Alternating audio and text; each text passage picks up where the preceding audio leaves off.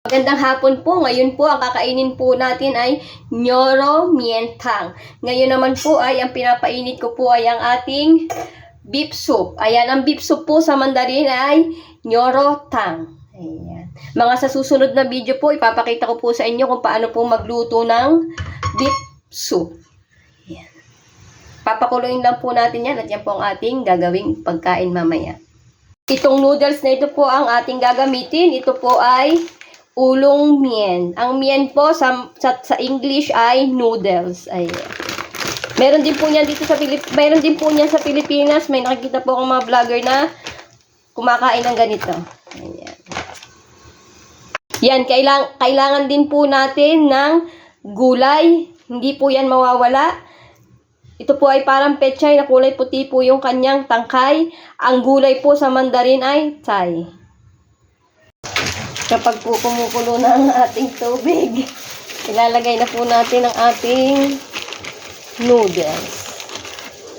Mabilis lang po yan at yan naman po ay luto na.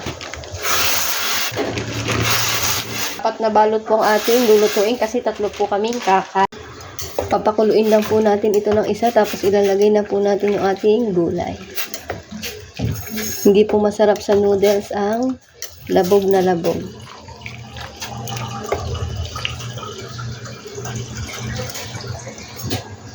Yan, kapag po ganito na ay pwede na po nating ilagay ang ating gulay. Masyado pong malalabon kapag tinagalan pa natin.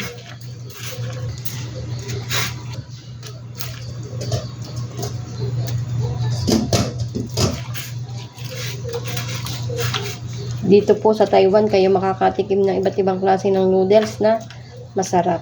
Marunong na din po akong magluto ng iba't ibang klase ng noodles.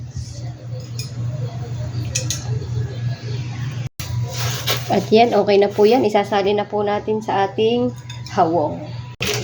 Ito pong Nyoro Mien o ito pong beef noodles ay isa sa pinakamasarap na natikman ko na noodles dito sa Taiwan. Yan po ang kauna-unahan kong natikman na noodles. Sabi ko, ang sarap. Kaya po, natutunan ko din magluto ng beef soup. Ayan.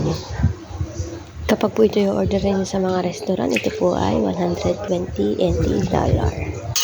Lagyan naman po natin ng gulay. At tara, kain po tayo. Thank you po Lord sa lahat ng blessing. Bukas po ulit. Salamat!